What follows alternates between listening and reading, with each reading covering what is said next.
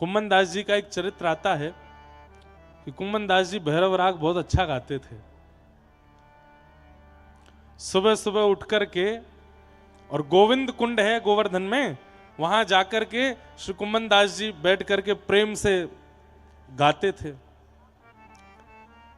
फतेहपुर सीकरी को राजा आ गए हो, और वाने जैसे ही कुम्मन दास जी को स्वर सुनो, स्वर सुनकर के बोलो वाह वाह वाह, 3 बार वाह वाही करिए।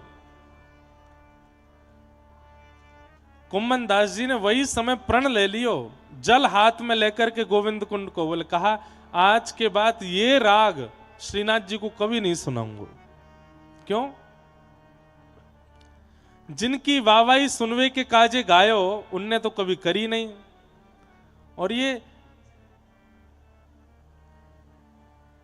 एक नगर को राजा अपनी इंद्रिय सुख के काजे बड़े बड़े गंधर्वन को बुलाए करके गानों गवावे, यानी वाहवाही कर दी।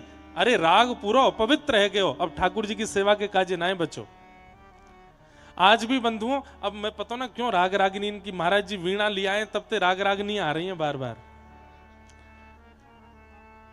महाराज जी पुष्टि मार्गिन में आज भी दरबारी राग नहीं गाते, और आज भी हमारे कई वृंदावन के प्राचीन परंपराओं में दरबारी राग का गायन, जबकि इतना बढ़िया राग है दरबारी, बहुत अच्छा राग है, गाने में बहुत अच्छा लगता है, पर ठाकुर जी की सेवा में नहीं प्रयोग करते। क्यों? उसका नाम ही है दरबारी। वो राजाओं के दरबार में गाया जाने वाला प्रसिद्ध राग था, तो राजाओं के यहां उच्छिष्ट हो गया, इसलिए ठाकुर जी की सेवा में नहीं गाते, ठाकुर जी की सेवा में नहीं जाएगा। ठीक वैसे ही कुम्मन दास जी ने कही कि अब तो राग उच्छिष्ट है गयो, अब ठाकुर जी की सेवा में नहीं गाऊंगा याकू में। और वाह देना के बाद भैरव राग सब गाते थे, कुम्मन दास जी ने नहीं गाया। राजा तो पीछे ही पड़ गए। अब तो कभी पत्र भेजे, कभी सैनिक भेजे, कभी लोग बागन ने भेजे, पालकी भेज दे, रथ भेज दे कुम्मन दास जी के काजे कि आप आओ मेरे दरबार में आए के गाओ।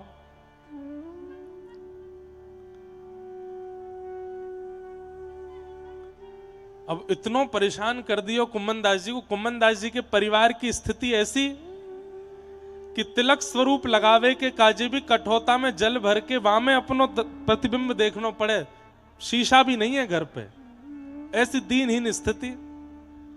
घर के सदस्य बोलने लगे, अरे कुम्मन दास जी तुम्हें अपनी चिंता नहीं है तो हमारी तो करो। एक राजा तुम्हारे सामने हाथ पसार के बैठो है, चले जाओ। अरे कछु दे देगो, दान दक्षिणा हमें लाए के दे दियो, पर हमेशा ठाकुर जी को चिंतन करो, कभी परिवार को भी तो चिंतन कर लो। यहाँ एक समय रोटी बन जाए तो दूसरे समय पावे के काजे कछु ना रे, चले जाओ, गाया हो राजा के यहाँ। अब राजा पीछे पड़ गए और परिवार के लोग भी पीछे पड़ गए, तो कुम्मन दास जी बोले मेरो भजन बन नहीं पाए रहे हो है, या राजा ते कंटक छुड़ावे के काजे मुझको जानो ही पड़ेगा। कुम्मन दास जी गए। जैसे ही राजा के सन्मुख पहुंचे, राजा ने अपने कुछ मित्र राजा और बुला रखे थे। बोले सुनो सुनो, तुमने बड़े बड़े गंधर्व सुने होंगे, इनका स्वर सुनना, कितना अच्छा गाते हैं। नीचे एक आसन बिछा दिया और आसन पे चारों तरफ राजा की सभा बैठी है। कुम्मन दास जी बोले बैठ जाओ, यहीं बैठ के गाओ। कुम्मन दास जी बोले मैं खड़े खड़े सुनाए दूंगा, कोई के आगे झुकूंगा नहीं। श्रीनाथ जी को दास हूं, गिरिराज धरण को दास हूं, आज तक उनके काजे गायो है, ये तो अपनों पीछो छुड़ावे के काजे में आज आया हूं तेरे सामने। बता राजा कौन सा राग सुनेगो? बोले वही वाला सुनाओ जो उस दिन सुबह सुबह गा रहे थे। हाँ वैसे बढ़िया है, वो ठाकुर जी के लिए तो त्याग ही चुका हूं, तो सुनाई दूंगा। वही राग गानो है ना? बोले हाँ। और कछु विशेष शब्दावली अपने मन से गा सकूं? बोले हाँ। वो आपको जो मन करे गाओ, हमको तो स्वर सुनना है बस। कुम्मन दास जी बोले अब बढ़िया है, या दारी के केवल स्वर सुनना है, शब्द तो मेरे होंगे। और कुम्मन दास जी गाए, जाको मुख देखत दुख लागत, जाको मुख देखत दुख लागत, ताको करण पड़ी प्रणाम, ताको करण पड़ी प्रणाम। भगत को कहा सीख रिसो काम, भगत को कहा सीख रिसो। जाको मुख देखत दुख लागत ताको। आज मेरे जीवन को सबसे कालो दिन है राजा। बोले क्यों? बोले जाको मोह देखो मुंह को बिल्कुल बढ़िया ना लगे, आज वाक के सामने हजूरी करनी पड़ रही है। और आवत जात पन्हैया टूटी, आवत जात पन्हैया टूटी। ब्रजवासी तो जाने पन्हैया कायते के हैं, और जो ब्रज के ना है उनसे पूछो पन्हैया कायते के हैं। महाराज जी एक बार पिताजी की विदेश में कहीं कथा भई, तो जाने कथा कराई, वाने हम इतने परेशान कर दिए 7 दिना में। अब विदेश है वहां तो कोई तो कुछ कह ना सके। तो 7वें दिना हमारे साथ एक तबला वाले भैया गए। तो 7वें दिना वो बोलो महाराज जी के सुपुत्र और ये तबला वाले भैया, इनका आज विशेष सम्मान हम करेंगे। कथा के विश्राम में सम्मान कर रो, पहले व्यास जी को कियो फिर हमारो कियो। अच्छा बोले सम्मान के बाद आप 2 शब्द मेरे लिए अच्छे कह देना सबके सामने में। ठीक है, पिताजी ने कह दी, मैंने कह दिया। और वह तबला वाले भैया की बारी आई, बोले आप भी कहो। बोले मैं तो कहा कहूं 7 दिना में आपने इतना सुख दियो, आप ब्रजमंडल आइएगा और ब्रजमंडल के सारे संतों की पन्हैया दिलवा के लाऊंगा आपको। तो अब वो व्यक्ति क्या कहे, अरे आपकी बड़ी कृपा, आपका बड़ा अनुग्रह। अब मैं और पिताजी तो हंसे, हम तो जाने ही कहकारो है। अब वो बाद में कहा बोलो, एक नहीं 2 दिलवाइएगा। बोले 2 ना तो मैं 4 दिलवाऊंगा। जाते जाते जब एयरपोर्ट से वापस भारत आ रहे थे तो मैंने उससे पूछी, मैंने कि आप पन्हैया खाने कब आओगे? बोले मैं आऊंगा जल्दी। मैंने कहा जानते हो पन्हैया किसे कहते हैं? बोले हाँ, कोई पूड़ी जैसी होती होगी आपके यहाँ। मैंने कि भैया बस कोई ब्रजवासी तो बोल मत दियो पन्हैया के बारे में। आवत जात पन्हैया टूटी, आवत जात पन्हैया टूटी। अरे राजा तेने आज कितनो बुरो कियो मेरे संग। बोले क्यों? बोले मैंने जीवन में कभी हरि नाम को विस्मरण नहीं कियो, लेकिन आज गोवर्धन ते यहाँ चल के आवे में मेरी पन्हैया टूट गई, पामन में छाले पड़ गए, और छाले पड़वे के काजे कारण बिसर गयो हरि नाम, बिसर गयो हरि नाम।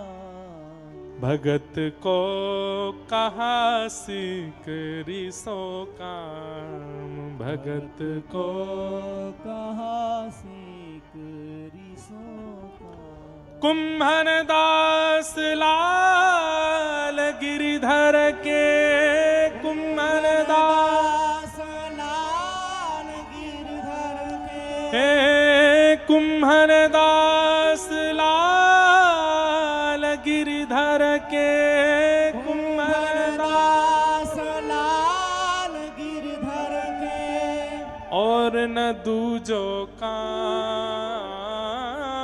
और न दूजो काम। हम पे और कछु आवे ना है भैया। कुम्भन दास जी कह रहे हैं संसार के काजे हम नालायक हैं, केवल श्री जी की सेवा के लायक हैं। श्री जी के अलावा कोई और सेवा हमते करवाओगे तो हमते बनेगी ना भैया, तो काई को बुला लाए हो हमें यहाँ पे। अब राजा बोलो याने तो मेरी पूरी जो है का हिंदी कर दी सबन के सामने। राजा ने तुरंत प्रस्ताव किया, बस बस बस बहुत अच्छा गाया आपने, बहुत अच्छा गाया, बहुत बढ़िया। सुनो क्या दें आपको बताओ। अरे 10, 5, 20 सोने की मोहर से काम नहीं चलेगा।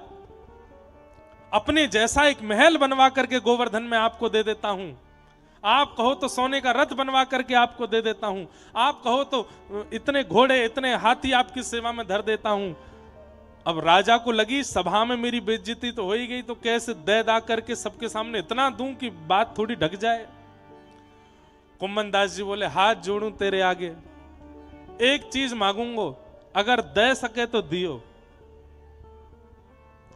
राजा बोला आप मांगने में देरी करोगे, मैं देने में देरी नहीं करूंगा। बोले बिल्कुल देरी मत करियो, मैं मांग लूं बस। बोले मांगो। बोले आज के बाद अपनो थोड़ो मोह मत दिखाइयो। ये आज के बाद तेरो मोह नहीं देखनो मोकू।